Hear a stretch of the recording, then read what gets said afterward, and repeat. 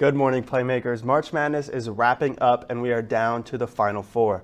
We had Cinderella stories, top teams go down, but only 4 remain. Kansas, Villanova, Duke, and North Carolina. Many would call this a blue blood Final Four, but what does it mean being a blue blood? Let's bring in Jackson and Lily. Guys, what do you guys think a blue blood is? Go ahead, Lily. All right. I would say, the correct term and definition of a blue blood is referring to royalty or someone of noble birth. It also is simply tradition. It's consistency, it's resources, and there are only very few teams that actually fit this, and that's KU, Kentucky, North Carolina, Duke, and UCLA. That's it. Those are blue bloods. Won't change.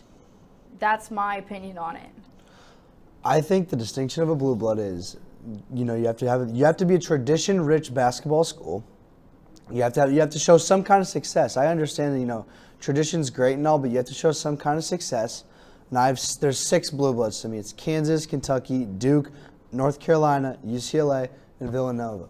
Villanova counts as a blue blood. I know you forgot that. Yep. Villanova counts. They have done. There's nothing that Villanova has not done to prove to me that they are not a blue blood. They have the '85 championship and they have the recent championships. Combine all those championships with how well they've played in this recent decade. This decade of basketball was dominated by Villanova. To win 2 championships in 10 years is fantastic, but to win 2 championships in 3 years or 4 years is even better. So I give Villanova the distinction of a blue blood, and also you have to wear the color blue. Obviously all the schools wear the color blue. Too. I don't give Gonzaga the distinction of a blue blood. They don't win enough. They don't have enough success to me. That's my personal opinion. So I do not give Gonzaga the blue blood distinction. I do give Nova the blue blood distinction. Well, okay, so there's a difference between a blue blood and a new blood, and I have some listed new bloods. I think Villanova could be considered a new blood, not a blue blood, because they did have that '85 championship, but other than that, they've just been a recent success with Jay Wright. Some other teams I have in there: UConn, a new blood, Michigan, maybe. No. And then No. UConn is a blue blood in women's for sure. Okay, Yeah. I see what you're saying. But then, you mentioned Gonzaga, and that leads to the next topic. Gonzaga may be considered by some to be a new blood, as they seem to be a top seed every year, but that means nothing without a championship. So, because within the last years, Gonzaga has made the tournament 24 times, been 11-time top 5 seed, 2 Final Fours, but they have 0 championships to show for it. What is it? Is it time to stop falling for the Gonzaga stuff? I don't necessarily think so. You can make the argument that no program plays under more consistent pressure to perform at a high level when simultaneously being the target as a number 1 seed and continuously falling. I think that they play better in the tournament as a number 4 seed. I don't think that they handle themselves well under pressure. I don't know if that's, the coaching aspect of things, or when it comes to players under that high pressure, I don't know if that's something that they can't handle. But they have statistically been rated the best team in college basketball over the past 2 seasons, but have not made a Final Four to show for it. So you can make the argument, but I don't know, I don't know what I would say here. Chet Holmgren fouled out in what is expected to be his last collegiate game. That's hard to say too, because that could have been his last collegiate game, but he fouled out. So I don't know. I will make the argument that I don't know if he's worthy of the number 1 draft pick. I think he might be a draft bust, but that's beyond this topic. But I think that this is a very interesting topic, but I don't think that we are done seeing this talent from Gonzaga. It's just postseason is a different story for them. Well, postseason's a different story for Gonzaga is because they play in the WCC. Playing Pepperdine twice a year, playing UC Riverside twice a year, playing UC San Diego twice a year, it doesn't exactly, gear you up for the postseason. And, when they get to the postseason, any 1 seed should be able to beat a 16 seed. They beat Georgia State. It looked sketchy for a little bit, but they beat Georgia State. And then they went and squeaked by Memphis. And then they played a good Arkansas team that was fired up and is well coached. I'm not saying Gonzaga is not well coached, but when it comes down to it, in the postseason, what has Mark Few done? I mean, he's gotten to a Final Four, or 2 Final Fours, but when you have the overall talent that Gonzaga has, when you have Chet Holmgren and Drew Timme, that is by far the best front court in all of college basketball, and it's not even anywhere particularly close. You need to go win a national championship. When you have 3 losses in the regular season, you need to go win a national championship. When you have 5 stars coming off your bench, there's only probably 3 or 4 programs in the entire country that have that luxury of having 3 5 stars coming off the bench. You need to go win a national championship. And when Gonzaga doesn't and they flop in the Sweet 16, like, I'm ready to give up. I really am. And I know right when I say that, people are going to pull this clip up when Gonzaga wins the national championship next year. But like, why? Why am I hanging on? I'm ready to give up. Is the answer to the question. Yeah, it's tough because you can't say they don't get the recruits because they got Jalen Suggs, they got Chet. I think they need to take the route that Oklahoma took, Texas, Houston, BYU, Cincinnati, UCF, and they need to make a change in their conference. When their best competition is St. Mary's, you cannot expect to be battle tested enough. We saw it this year. They played Duke, got beat. It's just when they face these athletic, talented, well-coached teams, they just can't hang with them. So I don't know.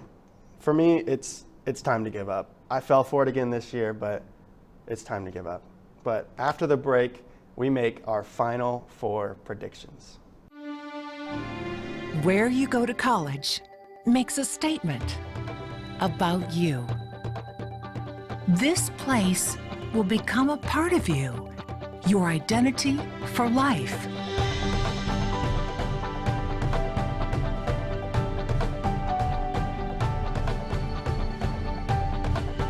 The University of Kansas, a great place to be you. The Final Four is set. Kansas versus Villanova and North Carolina versus Duke. Who do you guys have in the first of the 2 games? I'm going to take Duke versus UNC. I don't think Duke will let Coach K go down the Final Four like this in his last season coaching. I do think UNC will put up a fight, though. I think this will be a close game. I like how they've been playing. Duke has suffered some injuries this season, but I think they have continued to play very resilient. I think they have adapted to not having some of these guys on their team that they're used to, consistent shooters. So I think that Duke will go out on top this game, but I do think UNC will put up a fight here. Okay, now, if you watched the show last week, I went 0-4. I didn't get any pick right. But I did have Nova in the Final Four in an original show a while ago, and I did have Kansas in the Final Four a while ago. Now my 2 roads meet here. I don't want to put the kiss of death on my own school, but I'm going to put the kiss of death on my own school. Give me Kansas in a nail-biter. I think this game doesn't go between the bridge of 6 points. I think no one really extends the lead. No one really pushes out to a lead, and it's going to come down to who can make more plays. Villanova doesn't have Justin Moore. They have about 1 or 2 more playmakers, and Villanova's not a very deep team this year. They roll 7 guys maybe. Kansas, you can say the same, but they have playmakers off the bench. If you need a corner 3, you put in Jalen Coleman-Lanes. If you need to stop, you put KJ Adams in. So Kansas, for the sake that they are deeper and they can make more plays, I want Kansas, but barely. And like I said, DeJuan Harris is a great matchup for Colin Gillespie. Villanova's bigs are going to have a tough day inside, but the game is still certainly winnable for either team. But I want Kansas, and I also want Duke. I think UNC can keep themselves in the game like they've kept themselves in most games this year, but I don't think they're going to win it. Duke is, first of all, a fantastic team, and they're playing the best basketball probably out of anybody in college basketball right now. Wouldn't everybody agree? Yeah, I think they're by far the most talented team in the tournament still so far.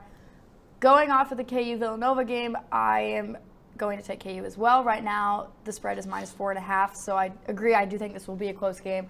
I don't think it'll be any more than 6-7 points. I do like how I will add this. I have not seen KU this productive and efficient all season. The tournament can really bring out the best in teams, and it can really bring out the worst in teams.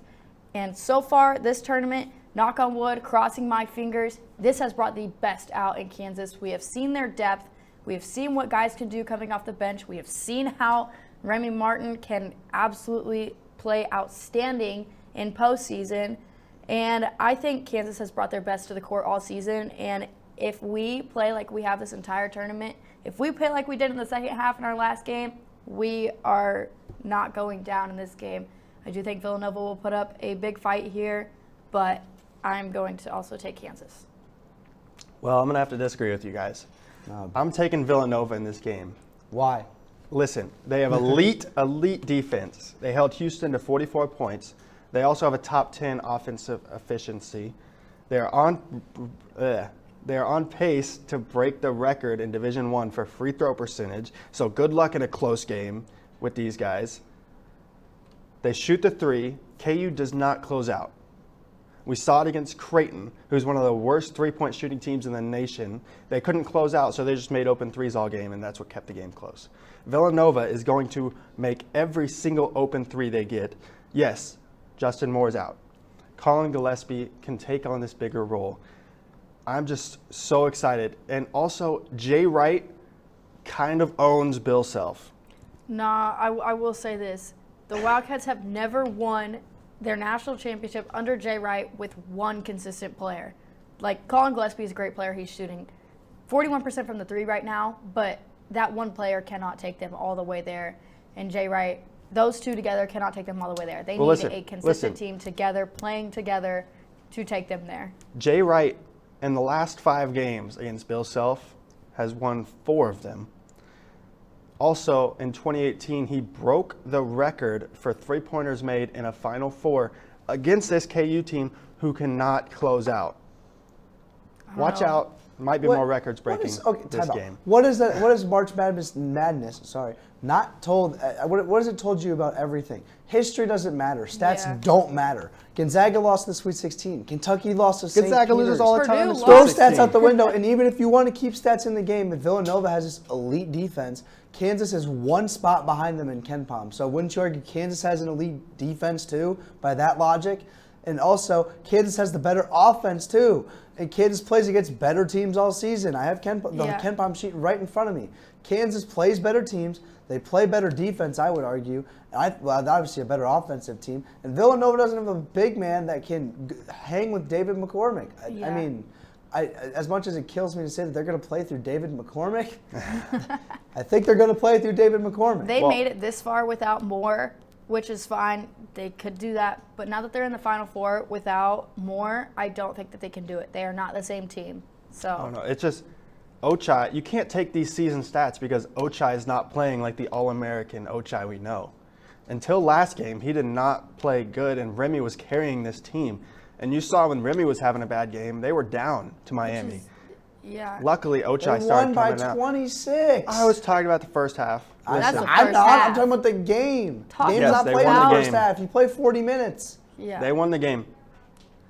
So quickly with my Duke and North Carolina prediction, I also think Duke. I think no one can guard Paolo. You can't put Brady Manick on Paolo. That's for sure. He's going to go for 40.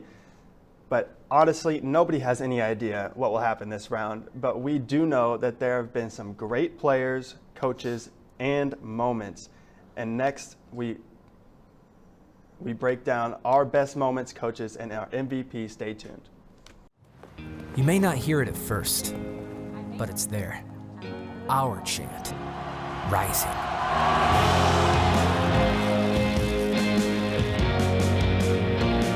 On this summit, callings converge, voices unify into a chorus that sounds out for good, for greatness. Can you hear it? So many great player performances, masterful coaching jobs, and moments that can only happen in March. But guys, to start it off, who has been your MVP of the tournament? There's only one answer for this, and it's Pablo Banchero. He's been outstanding this tournament and this season. I mean, he's projected to be a second-round pick overall. I think that he's put a lot of this high-efficiency offense that we've seen on Duke on his shoulders, hitting occasional threes, crashing for defensive rebounds. Against rivals Wendell Moore and Jeremy Roach for the Blue Bloods, I think that he will win these honors in this tournament, 100%. I have to agree. Paolo's averaging 18.5, 7, 4 assists, a steal, and a block. Duke's playing their best basketball, and Paolo has been Duke's best player. There's no one else to choose except for Paolo. I think the argument roots from, the most outstanding player. Yes, you in the Nikola Jokic shirt. Okay. It roots for the most outstanding player, and that's where the Paolo Banchero comes from, because he's been great. He's been fantastic. One of the main reasons why Duke is in the Final Four right now. But most valuable, I'm going with Brady Manick. My reasoning for that. The last 2 games against St. Peter's and UCLA, Brady Manick didn't come off the floor. He literally played the entire game, going 4 for 6 from 3 against St. Peter's, scoring 19 points, 8 rebounds. UCLA, he had an off night. It happens. 8 rebounds, 2 assists, 13 points. He's going 5 for 13 from the floor. That doesn't happen very often with a guy like him. And we saw what happened when they played Baylor. Like, he got the hook and pull or whatever. It's a stupid foul in my opinion, but whatever. He got ejected, and UNC crumbled. Like, Caleb Love started shooting threes from the parking lot and let Baylor right back into the game. Brady Manick is, from the sense of the most valuable player in the tournament, I think Brady Manick is more valuable to UNC than Duke is to Paolo Banchero. And that's not a hate on Paolo Banchero. He's been incredible. And also, you can't forget his 30-point performance against Marquette. I mean, where Brady Manick didn't miss a 3, he had also grabbed 11 rebounds and dished it out 3 times. So, I mean, Brady Manick has had an incredible tournament. Will it come to an end against Duke? Probably. But, I mean, I'd still think Brady Manick is the most valuable player in this tournament. I can see where you're coming with that. So now switching over to the coach of the tournament, I think there's only one answer. And I think we're all going to agree here. Coach Cal? It's Shaheen Holloway. Oh, yeah. Led St. Peter's to the first 15 seed to make the Elite Eight. All these big wins. Teams just couldn't figure him out. UNC eventually did, but like Purdue, Kentucky the first round, these are good coach teams. They just couldn't figure him out. And Shaheen Holloway has done a masterful job with these Peacocks. I agree. And talk about, doing your research, doing scouting reports, watching film, because they did all of that and more. They figured out these teams, they broke them down and made them look like a complete joke against St. Peter's. They played they had an excellent run in this tournament, and I loved what Shaheen Holloway did with this team because they looked amazing. Beyond a team standpoint, Shaheen Holloway he made St. Peter's a university. I mean, did any of you heard of St. Peter's before this? Nope. No one has. Right. His office was underwater for half the season this year. St. Peter's lost 11 games this year, and they go out and beat Kentucky. He made St. Peter's, a technical university, and that's exactly what March Madness does. Mm-hmm. So Shaheen Holloway is the layup answer. He's been fantastic, and he led David against Goliath, and things happen in March. Shaheen Holloway is fantastic, so he's my pick too. Yeah, and as you said, things do happen in March, and there's been moments like crazy moments. So what are your guys' favorite moments in this so far? It's definitely going to have to be when St. Peter's beat Purdue to be the first 15 seed in the Elite Eight in March Madness history. I mean, that was just such a thrilling and exciting moment to see them, take down this Purdue team who was absolutely excellent throughout the tournament. They had a great season, but I am going to have to say my honorable mention would be when they broadcasted the Kentucky fans crying after they lost to St. Peter's. I got a good laugh out of that. That was pretty comical for me. That will be my honorable mention here. Good picks. Caleb, go ahead. Well, my favorite moment was actually the Gonzaga-Memphis game. If you guys didn't watch this game, it was the battle of the bigs. Jalen Duren versus Chet and Drew Timme. It was new school, running, shooting, physical, and the old school fundamental with Drew Timme, and eventually Drew Timme just couldn't be stopped. But it was great seeing this Memphis team who is full of just freshman phenoms versus this Gonzaga team of experienced, the coaching's different. It was just so fun seeing this team. It felt like a Final Four game, honestly. But yeah, Jackson, go ahead and wrap this up with yours. My favorite moment comes with a little story behind it, is the Baylor-UNC game. And so Kansas played right after that game, and I was like, oh, this is perfect. I just got back from a spring break trip. I'm like, I'm going to take a quick nap. UNC's up by 25 points in the second half. This game's over. I woke up and it's overtime, and I'm like, what did I just miss? I missed a flagrant 2 ejection on Brady Manick. I missed a 25-point lead being erased like it was nothing. Because Caleb Love would come down the floor, like shoot the ball from the stratosphere, and Flagler would come down to get the rebound, and then Baylor would go shoot a 3 and make it. And it just would go back and forth, just like that. And Baylor erased that lead, and that's what happens when you let one seeds kind of hang around like that and you don't play good enough basketball. UNC ended up winning it, but that was probably my favorite game of the tournament, and I didn't even watch it. I rewatched it, obviously. But, from start to finish, that Baylor-UNC game was just fantastic, and everything you could want in the month of March in a game like that with a 1 seed playing. It's what more could you ask for? Yeah, moments like these are truly only built for March. But when we come back, will there ever be another Cinderella quite like St. Peter's?